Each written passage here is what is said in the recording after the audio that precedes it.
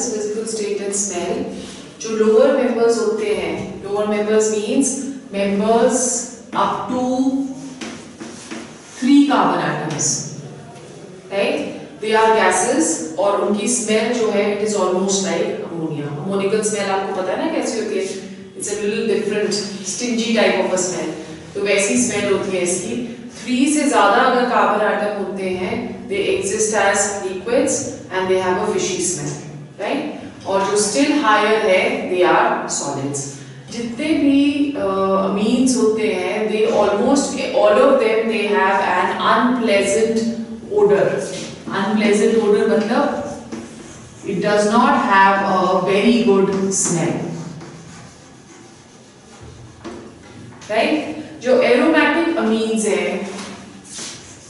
Aromatic amines they are toxic in nature.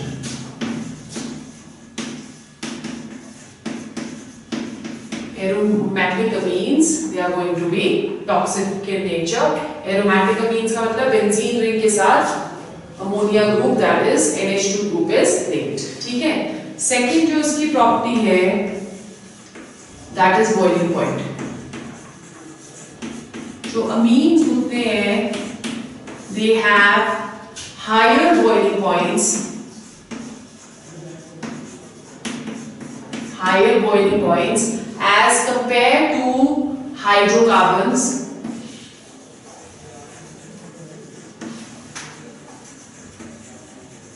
as compared to hydrocarbons. Why? Because nitrogen has the tendency to form hydrogen bonds. Hydrogen bonds की वजह से they exist as associated molecules और association की वजह से इनके boiling point जो है ज्यादा है। The boiling points they keep on increasing with increase in number of carbon atoms. क्यों? क्योंकि van der Waals forces of attraction increase हो जाएंगे with increase in size, और जब van der Waals forces of attraction increase हो गए तो automatically boiling points भी increase हो जाते हैं, ठीक है? With branching boiling points they keep on decreasing. ये सारा हम सारे चैप्टर्स में करते आ रहे हैं, सेम रीजन। सो जब ब्रांचिंग होती है तो सरफेस एरिया कम हो जाता है, van der Waals forces of attraction surface area के साथ कम हो जाते हैं और इसलिए बॉइलिंग पॉइंट्स भी कम हो जाते हैं, ठीक है? जब हम लोग कंपेयर करते हैं अमीन्स की boiling points with alcohols and carboxylic acids, तो अमीन्स जो है उनका बॉइलिंग पॉइंट लो है as compare to, boiling point is lesser as compare to alcohols and carboxylic acid. क्यों ऐसा होता है? बिकॉज अल्कोहल्स में ऑक्सीजन है जो नाइट्रोजन से ज्यादा इलेक्ट्रोनेगेटिव है, इसलिए हाइड्रोजन बॉन्डिंग अल्कोहल्स और कार्बोक्सिलिक एसिड्स में it is going to be stronger as compare to that in amines, ठीक है? So we have 3 points over here. Number 1 hydrocarbon से ज्यादा हो गया, number 2 with increase in number of carbon atoms van der Waals forces of attraction increase, इसलिए boiling point भी increase. Number 3 branching होगी तो van der Waals forces of attraction surface area के साथ कम हो जाते हैं, इसलिए बॉइलिंग पॉइंट्स भी कम हो जाते हैं। नंबर 4 अल्कोहल्स और कार्बोक्सिलिक एसिड से इसके बॉइलिंग पॉइंट्स ज्यादा हैं। क्यों? बिकॉज ये ज्यादा एक्सटेंसिव और स्ट्रॉन्गर हाइड्रोजन बॉन्डिंग करते हैं due to more electronegative character of oxygen, और ये कम करते हैं, ठीक है? Third, the third property is solubility. Solubility के लिए हम बोलते हैं कि जो लोअर मेंबर्स हैं, lower members they are soluble. जैसे जैसे लोअर मेंबर्स क्यों सॉल्युबल होंगे? Due to formation of hydrogen bond with water. जैसे जैसे एल्काइल ग्रुप इंक्रीज करता जाएगा, साइज एल्काइल ग्रुप का इंक्रीज करता जाएगा, वैसे वैसे क्योंकि नॉन पोलर पार्ट इंक्रीज हो रहा है सॉल्युबिलिटी कम होती रहती है। तो जैसे जैसे नंबर ऑफ कार्बन एटम्स बढ़ते चले जाएंगे नॉन पोलर पार्ट इंक्रीज होता रहेगा, और वो जो प्रिंसिपल है लाइक डिसॉल्व्स लाइक, वो वाला प्रिंसिपल यहाँ पे काम नहीं आता फिर, ठीक है? Because number of alkyl groups they are going to increase. So these are 3 properties जिसमें से हमें questions आ सकते हैं, okay? नाउ जब हम लोग बॉइलिंग पॉइंट्स कर रहे हैं प्राइमरी, सेकेंडरी और टर्शरी के, तो सबसे ज्यादा बॉइलिंग पॉइंट किसका होना चाहिए फिर? जो आपने पढ़ा है उसके अकॉर्डिंगली सबसे ज्यादा प्राइमरी का होना चाहिए, बिकॉज उसमें ब्रांचिंग नहीं है। उसके बाद सेकेंडरी का, उसके बाद टर्शरी का, दैट इज 1 डिग्री का, 2 डिग्री का एंड 3 डिग्री का, राइट?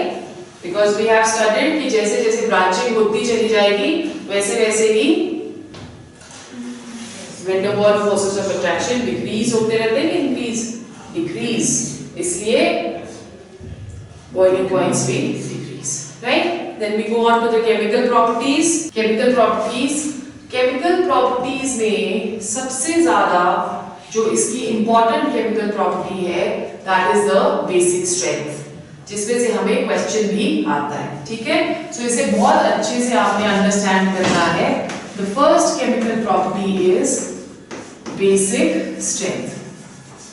It is said कि जो amines हैं they are reactive compounds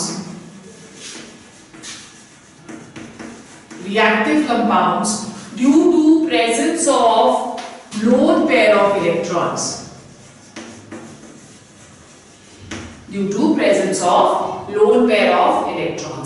ये easily lone pair donate करते हैं, इसलिए the amines they behave as Lewis bases like ammonia due to the presence of lone pair of electrons, right? तो अगर हम किसी भी एक अमीन की, सपोज हमने RNH2 लिया, इसकी रिएक्शन हम बॉटल के साथ शो करें, तो रिएक्शन इसकी क्या आ जाएगी? RNH3 positive plus OH negative.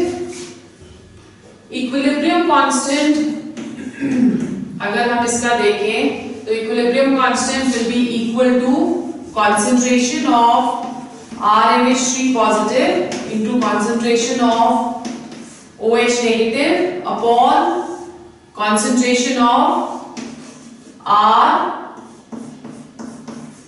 RNH2 into concentration of H2O, because H2O की concentration जो है वो constant होती है, तो इसको हम इक्विलिब्रियम कांस्टेंट के साथ मर्ज कर सकते हैं. तो अगर हम इक्विलिब्रियम कांस्टेंट को इसके साथ मर्ज करें कंसंट्रेशन ऑफ वाटर के साथ, तो हमारे पास Kb आ जाता है. Kb is what? Dissociation constant for a base, right? Which will be given as RNH3 positive into concentration of OH negative upon concentration of RNH2, right? It is said कि Kb की values अगर higher होंगी, तो higher values of Kb means the base that is going to be stronger.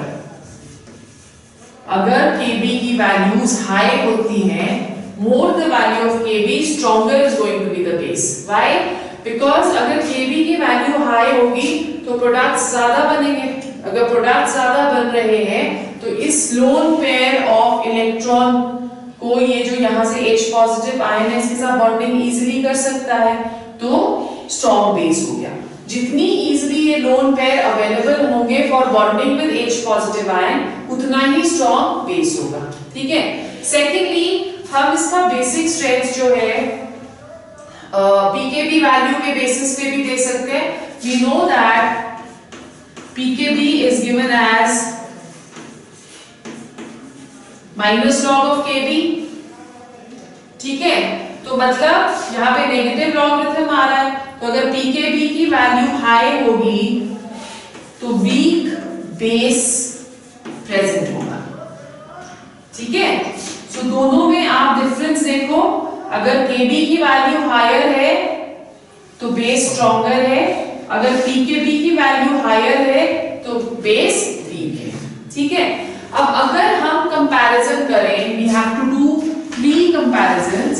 The first comparison we are going to do comparison of basic strength of ammonia and alkyl amines. This is the first comparison. इसमें से हमको reasoning questions आ सकते हैं, trend questions भी आ सकते हैं. Comparison अगर basic strength की करें तो एज आई जस्ट सेड कि जितनी इजीली वो लोन पेयर ऑफ इलेक्ट्रॉन्स को डोनेट करता है नाइट्रोजन, उतना ही ज्यादा बेसिक होता है. ठीक है. So ammonia is basic due to presence of the lone pair on it, right. जब हम लोग अल्काइल अमीन कर रहे हैं RNH2, तो जो यहाँ पे अल्काइल ग्रुप है due to positive I effect, it is an electron releasing group. तो पॉजिटिव आई इफेक्ट की वजह से ये इस नाइट्रोजन के ऊपर इलेक्ट्रॉन्स रिलीज करेगा. अगर ये इस नाइट्रोजन के ऊपर इलेक्ट्रॉन्स रिलीज कर रहा है तो electron density of nitrogen increase हो जाती है. इलेक्ट्रॉन डेंसिटी इंक्रीज हो जाएगी तो ये लोन पेयर्स को इजीली डोनेट कर देगा. Therefore, RNH2 is a stronger base as compared to NH3 due to plus I effect of, ठीक है, समझ आ गया. तो alkyl group इलेक्ट्रॉन्स डोनेट कर रहा है नाइट्रोजन के ऊपर, as a result of which electron density nitrogen के ऊपर इंक्रीज कर रही है और जो इलेक्ट्रॉन्स हैं वो इजीली अवेलेबल हो सकते हैं फॉर डोनेशन. ठीक. Second comparison is the comparison between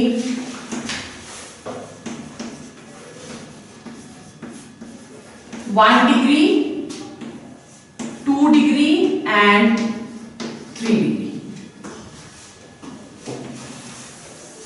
अगर हम लोग इंडक्टिव इफेक्ट इनटू कंसिडरेशन लें, जो कि हमने फर्स्ट वाले स्टेप में डिस्कस किया है, तो according to that 3 degree amine कौन सा हुआ? CH3 N CH3 CH3. This is 3 degree amine. इसके ऊपर एक लोन पेयर ऑफ इलेक्ट्रॉन्स है, राइट. ये यहाँ पे इलेक्ट्रॉन्स अपने रिलीज करेगा, ये भी रिलीज करेगा, ये भी रिलीज करेगा. इलेक्ट्रॉन डेंसिटी नाइट्रोजन के ऊपर बहुत हाई हो जाती है, as a result of which this should be the best base, है ना. जब हम 2 डिग्री में जाते हैं तो 2 डिग्री के पास सिर्फ 2 एल्काइल ग्रुप्स प्रेजेंट रहते हैं और 1 डिग्री के पास सिर्फ 1 एल्काइल ग्रुप प्रेजेंट है. According to this, the trend seen is that अगर if we are considering the plus I effect, the trend seen is कि 3 डिग्री सबसे ज्यादा बेसिक होना चाहिए, फिर 2 डिग्री और फिर 1 degree. But this trend is only followed in gaseous phase. You have to remember this. अगर आपको आया कि arrange the following in order of increasing basic strength in the gaseous phase, तो gaseous phase में 3 degree सबसे ज्यादा basic, फिर उसके बाद 2 डिग्री और फिर उसके बाद 1 डिग्री. ठीक है. और रीजन हमने इसका क्या दिया है? Plus I effect of the alkyl groups. ठीक. बट हम जब इसको देखते हैं इन द aqueous phase, तो एक्वस फेज में ये वाला ट्रेंड फॉलो नहीं होता. ये एक इंपॉर्टेंट क्वेश्चन है जो कि हर बारी ऑलमोस्ट आता ही है.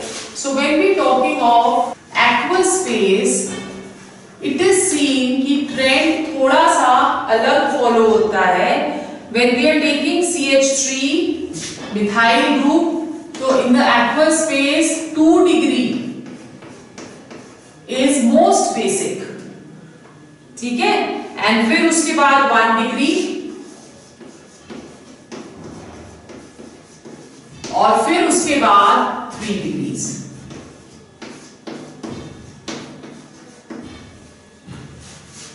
Okay. So now let's understand why this is happening in the aqueous phase. Aqueous phase में it is said that the basic strength of any base सिर्फ प्लस आई इफेक्ट पे डिपेंड नहीं करती, पर ये दो और रीजंस पे डिपेंड करती है।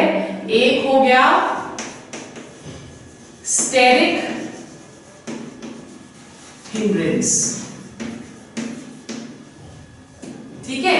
स्टेरिक हिंड्रेंस का मतलब क्या हुआ कि जो एल्काइल ग्रुप्स होते हैं वो बड़े होते हैं, पता है हमें। अब जब किसी भी एक, आप कह सकते हो इसको RNH2 को प्रोटोनेट होना है। बेसिक स्ट्रेंथ हम इसकी किस तरह से शो कर रहे हैं कि वाटर के साथ जब ये रिएक्ट कर रहा है तो ये वाटर से H पॉजिटिव को एब्स्ट्रैक्ट कर रहा है, अपनी तरफ को अट्रैक्ट कर रहा है, as a result of which ये एक कोऑर्डिनेट बॉन्ड बनाता है RNH2 H पॉजिटिव, ठीक है। या इस पॉजिटिव साइन को हम यहाँ पे ला सकते हैं नाइट्रोजन पे।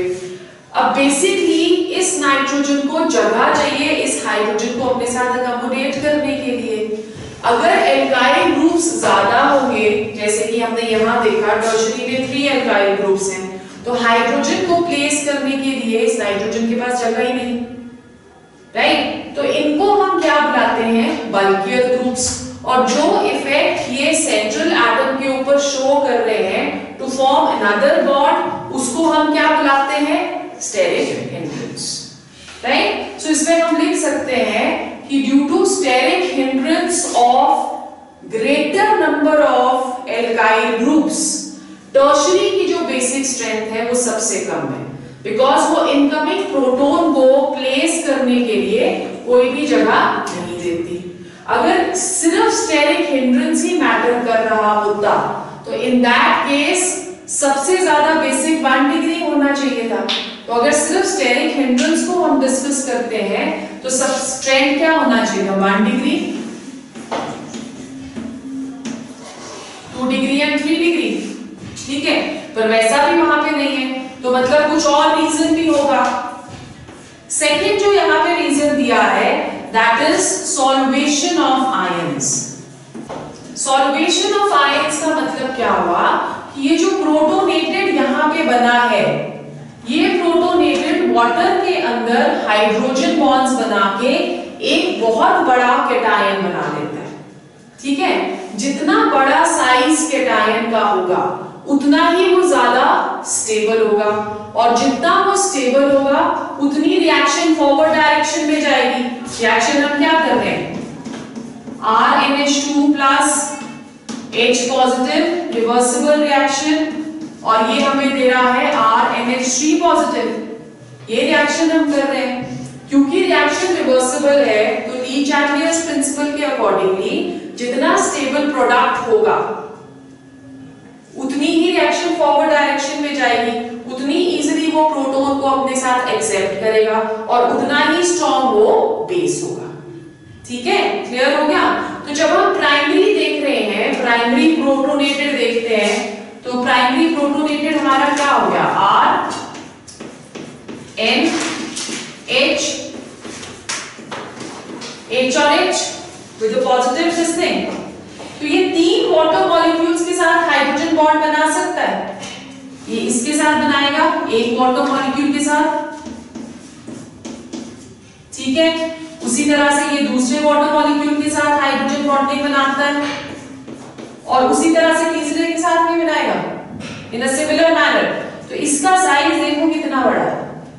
क्योंकि इसका साइज बहुत बड़ा हो जाता है तो जो ये बनाता है प्रोटोनेटेड अमीन वो बहुत ज्यादा स्ट्रॉन्ग हो जाती है, रिएक्शन इजीली फॉरवर्ड डायरेक्शन में चली जाती है, ठीक है। व्हेयरएज जब हम लोग लेते हैं सेकेंडरी, तो आप देखो सेकेंडरी में सिर्फ 2 ही हाइड्रोजन प्रेजेंट है, तो अब ये सिर्फ 2 के साथ ही हाइड्रोजन बॉन्डिंग करेगा, तीसरा हाइड्रोजन है ही नहीं इसके पास, तो इसका साइज छोटा हो जाएगा, ठीक है। और अगर टर्शरी लेते हैं हम,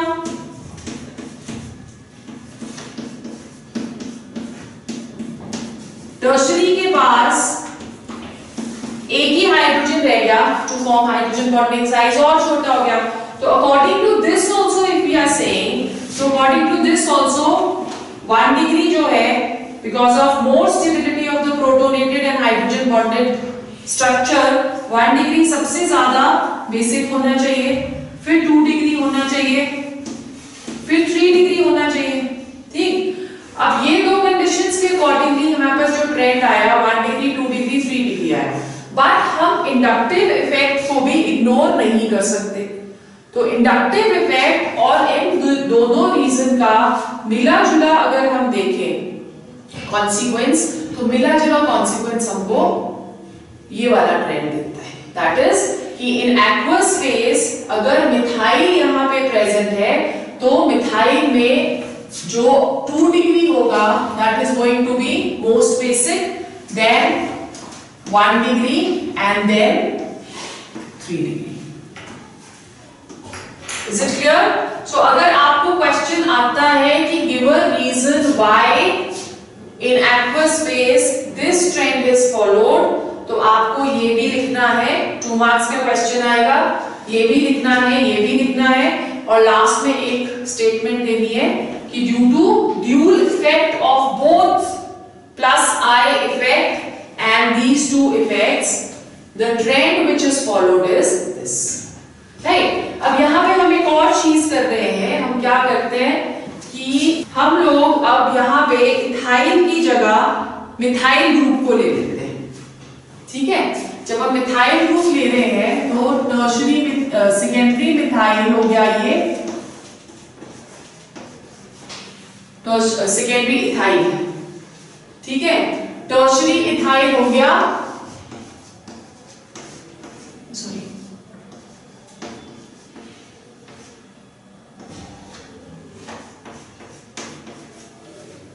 ठीक है, और नहीं सॉरी यहाँ पे H नहीं आएगा, और जो प्राइमरी होगा वो क्या आ जाएगा C2H5 NH2।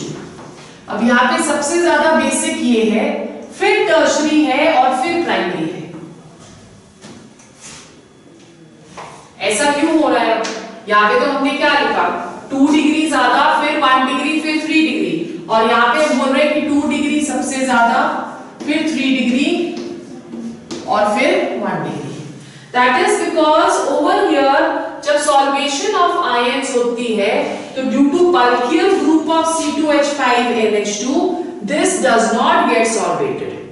अगर सॉल्वेट ये नहीं होगा तो इसका मतलब 2 डिग्री तो वैसे ही कम सॉल्वेट हो रहा है, 3 डिग्री भी ऑलरेडी बहुत कम सॉल्वेट हो रहा है, तो जो मेजर इसमें रहेगा that is going to be steric hindrance and plus side effect।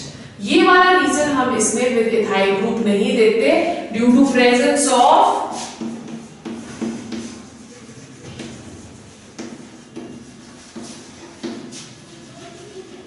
bulkier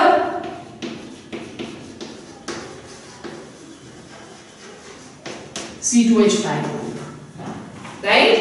सो इसका आंसर लिख सकेंगे हम, इजीली लिख सकेंगे ना? Okay, the third comparison which we have to do now, that is comparison between alkyl and arylamines।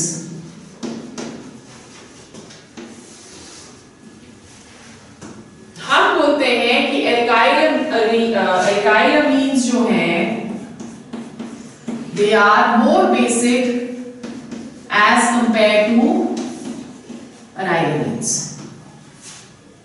right? This is because of resonating structure of aniline। अगर हम aniline का स्ट्रक्चर देखें,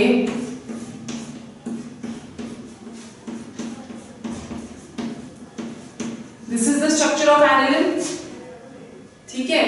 अब क्या होगा कि ये जो लोन पेयर यहाँ पे प्रेजेंट है, this is in conjugation with the benzene ring। तो अगर ये लोन पेयर ही डोनेशन के लिए प्रेजेंट नहीं है तो बेसिक स्ट्रेंथ ऑटोमेटिकली कम हो जाती है। तो इसके रेजोनेटिंग स्ट्रक्चर्स क्या बनेंगे?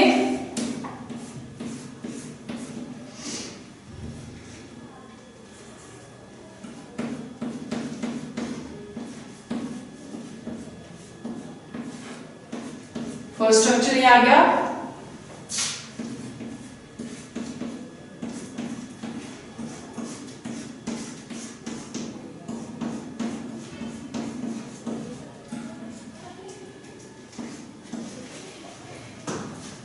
सेकेंड स्ट्रक्चर ये आ गया, नेगेटिव चार्ज इधर,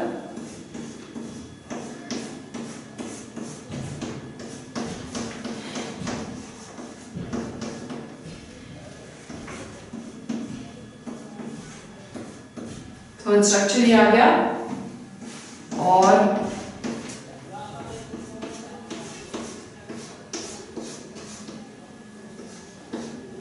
फोर्थ स्ट्रक्चर ये आ गया। As you can see, the lone pair of electron is not easily available for donation, इसलिए aniline की जो बेसिक कैरेक्टर होता है वो कम होता है। ठीक है, क्लियर हो गया? यहाँ पे आप देख रहे हो कि यहाँ पे भी लोन पेयर ऑफ इलेक्ट्रॉन्स नहीं है, यहाँ पे भी नहीं है और वहां पे भी नहीं है। तो क्योंकि lone pair of electrons present ही नहीं है, इसलिए इसकी बेसिक स्ट्रेंथ जो है वो काफी कम रहती है। Okay, is it clear till here? Okay, so this was the first reaction जो कि एक बहुत ही important reaction है। अब aniline में अगर हम बोले कि substituents present है, तब aniline के ऊपर किस तरह से इफेक्ट करता है basic strength? Let's see effect of substituents on basic strength of aniline. Electron donating group और electron withdrawing group, right? Basically क्या होता है कि अगेन अगर ये एनिलिन है, राइट, ये H पॉजिटिव के साथ रिएक्ट करके एनिलीनियम आयन दे देता है।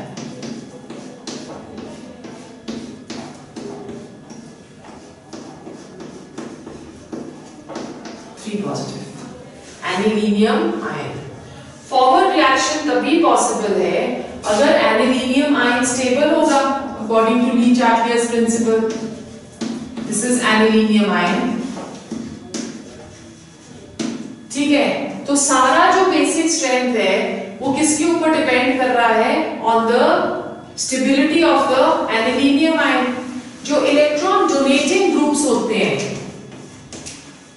EDG, electron donating groups like CH3,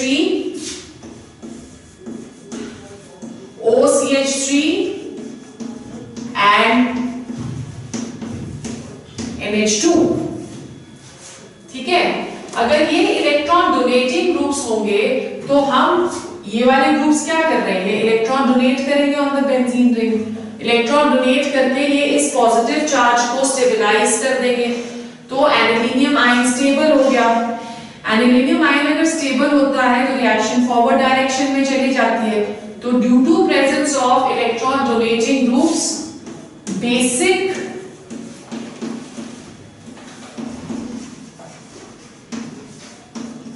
strength increases.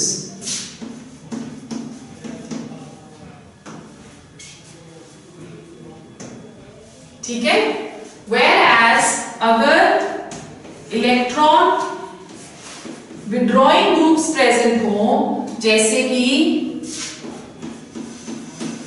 NO2, cyano या X, इलेक्ट्रॉन विड्रॉइंग ग्रुप्स क्या करेंगे? और इलेक्ट्रॉन्स विड्रॉ करेंगे इसमें से और इसको इंटेंसिफाई कर देंगे पॉजिटिव चार्ज को, इसकी स्टेबिलिटी कम हो जाएगी, रिएक्शन रिवर्स डायरेक्शन में चल पड़ेगी और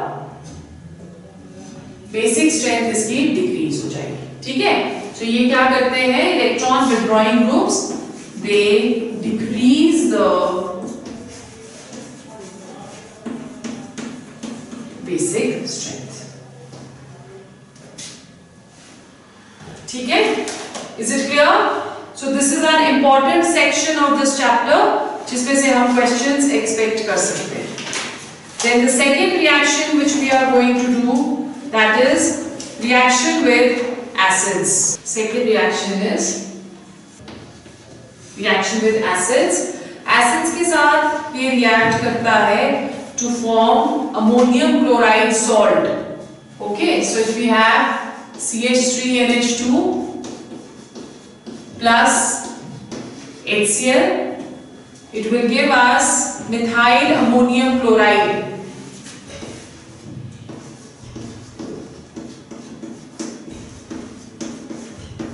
HCl. This is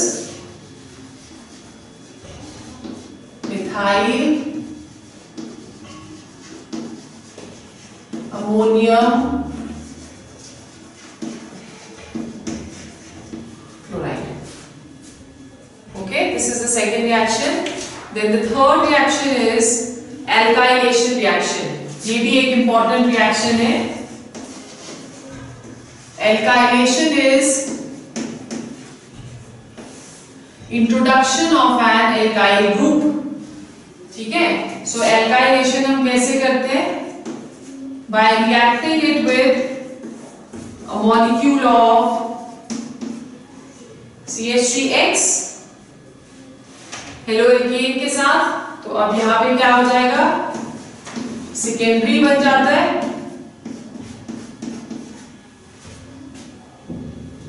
ठीक है? और इसको अगर हम फर्दर एक और मॉलिक्यूल के साथ रिएक्ट करें तो ये टर्शरी दे देता है NH. और इसको अगर हम एक और के साथ रिएक्ट करें तो ये क्वाटरनरी सॉल्ट दे देगा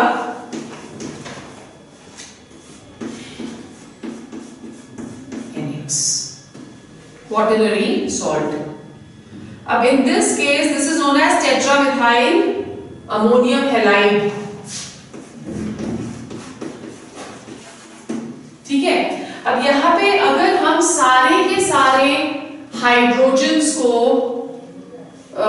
सब्स्टिट्यूट कर देते हैं विद एन एल्काइल ग्रुप और लोन पेयर भी पार्टिसिपेट करने लग जाता है तो इसे हम एक और नाम देते हैं. It is known as exhaustive alkylation. Exhaustive alkylation. ठीक है? अब इसी तरह से हम लोग जैसे एल्काइल ग्रुप इंट्रोड्यूस कर रहे हैं हम एसाइल ग्रुप भी इंट्रोड्यूस कर सकते हैं. तो जब एसाइल ग्रुप इंट्रोड्यूस करते हैं तो रिएक्शन को बोलते हैं एसाइलेशन रिएक्शन. एसाइलेशन रिएक्शन हम CH3COCl के साथ भी कर सकते हैं और इसको हम एसिटिक एनहाइड्राइड के साथ भी कर सकते हैं.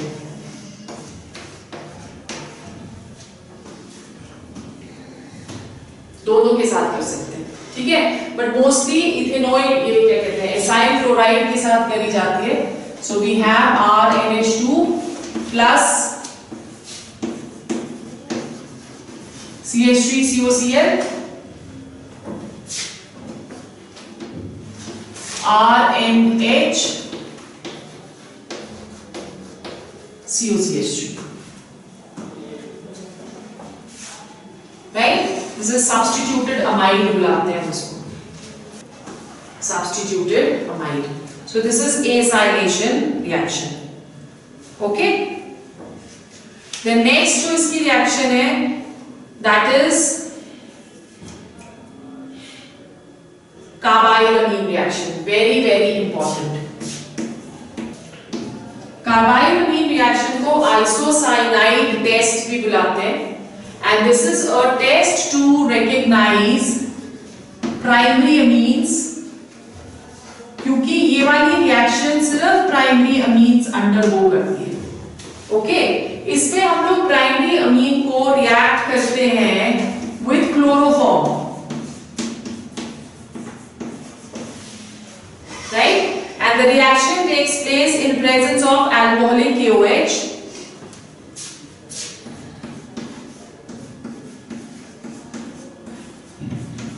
और इन सबको ऐड करके रिएक्शन मिक्सचर को वार्म कर दिया जाता है. जब हमारे को एक बहुत ही पंजेंट सी गंदी सी स्मेल आती है और वो जो गंदी स्मेल है दैट इज ऑफ आइसोसाइनाइड. ठीक है?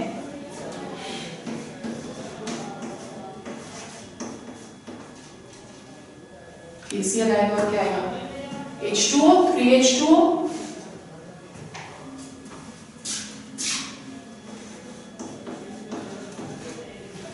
right? So this is a test and this is an important reaction also. Carbyl test बुलाते हैं इसको, आइसोसाइनाइड टेस्ट भी बुलाते हैं। तो अनप्लेजेंट और फाउल स्मेलिंग अगर आइसोसाइनाइड इसमें बन जाए तो उसका मतलब जो कंपाउंड हमें दिया गया है that is a primary amine. Secondary और टर्शियरी अमीन्स ये वाली रिएक्शन अंडरगो नहीं करते। ठीक है, क्लियर हो गया? Then the next reaction, sixth reaction which we are going to do, that is reaction with nitrous acid. ये भी एक टेस्ट है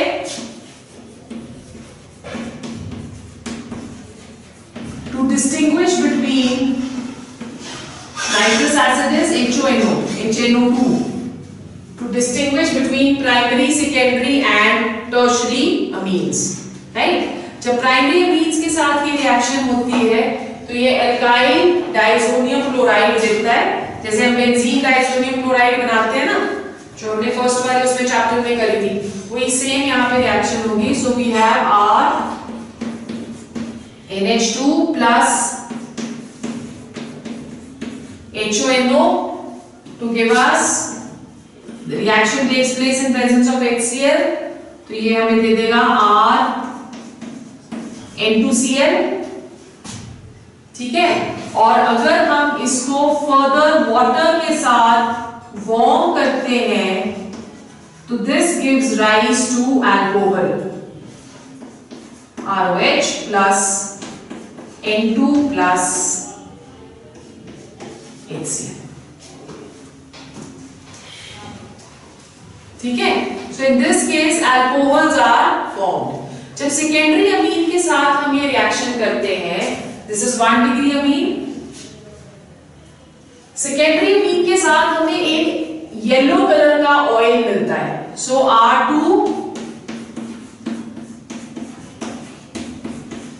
plus HONO, we get a yellow oil which is nitrosoamine।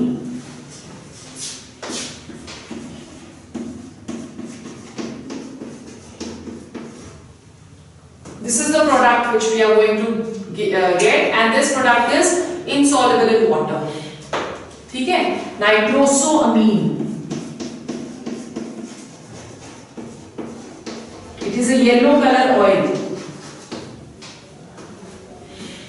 और यही रिएक्शन अगर हम टर्शियरी के साथ करें तो टर्शियरी के साथ हमारे को एक ग्रीन से कलर की सॉल्यूशन मिल जाती है। वो नाइट्रोसोअमीन देता है। जब हम इसको टर्शियरी अमीन्स को रिएक्ट करते हैं तो हमारे को कलर्ड कोई भी एक कलर सब्स्टिट्यूटेड प्रोडक्ट मिलता है। So let's see the reaction. Tertiary amine is R3N plus HNO2 and this is going to give us R3NHNO2 nitrite salt।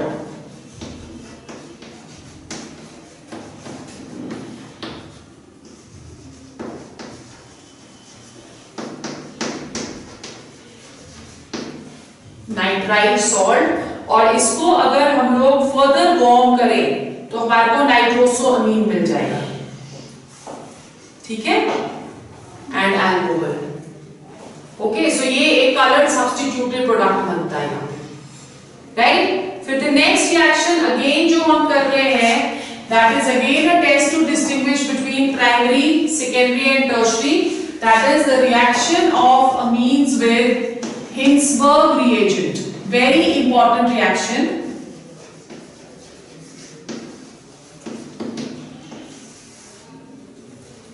Hinsberg reagent।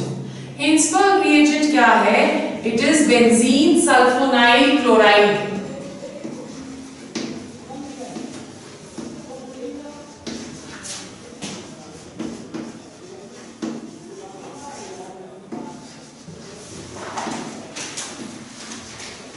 Benzene sulfonyl chloride with the formula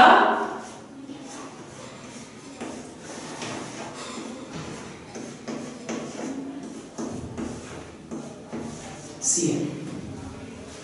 ठीक है, अब इसको one by one हम all three kinds of amines के साथ react करते हैं। पहले हम रिएक्ट करेंगे with primary amine. So I am writing primary amine like this, right. अब यहां पे क्या होगा, ये HCl निकल जाता है।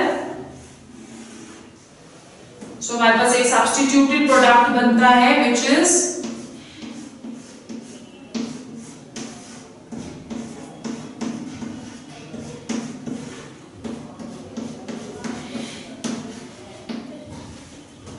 this is known as N-alkyl benzene sulfonamide.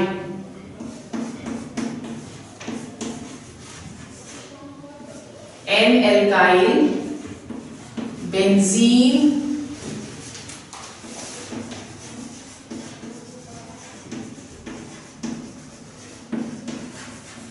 Sulphonamide, right. अब ये वाला जो यहाँ पे प्रोडक्ट बनता है, इसके पास आप देख लो कि एक हाइड्रोजन प्रेजेंट है, इसलिए जो ये प्रोडक्ट बना, this is going to be soluble in any alkali. Suppose हम NaOH ले रहे हैं, alkali, तो it is going to be soluble in NaOH. क्यों ये NaOH में soluble होता है? Due to this its acidic character, और वो acidic character इस हाइड्रोजन की वजह से, ठीक है। अब यही रिएक्शन हम सेकेंडरी के साथ करके देखते हैं, यही रिएक्शन हम करके देख रहे हैं सेकेंडरी के साथ। तो same we are going to take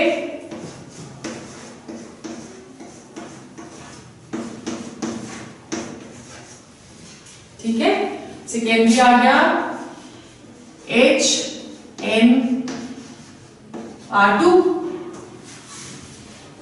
ठीक है। अब यहां से ये HCl निकल जाएगा। सो हमारे पास प्रोडक्ट क्या बचा,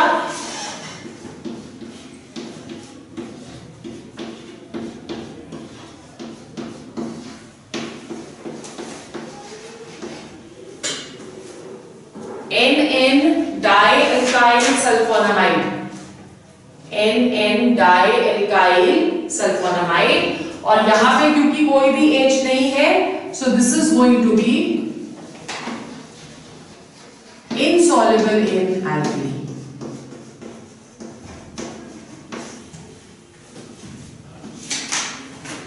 ठीक है। टर्शरी जो है वो ये वाली रिएक्शन अंडरगो नहीं करते because of absence of hydrogen in tertiary amines. So primary को जब हम रिएक्ट करते हैं, जो प्रोडक्ट बनता है वो सॉल्युबल होता है NaOH में।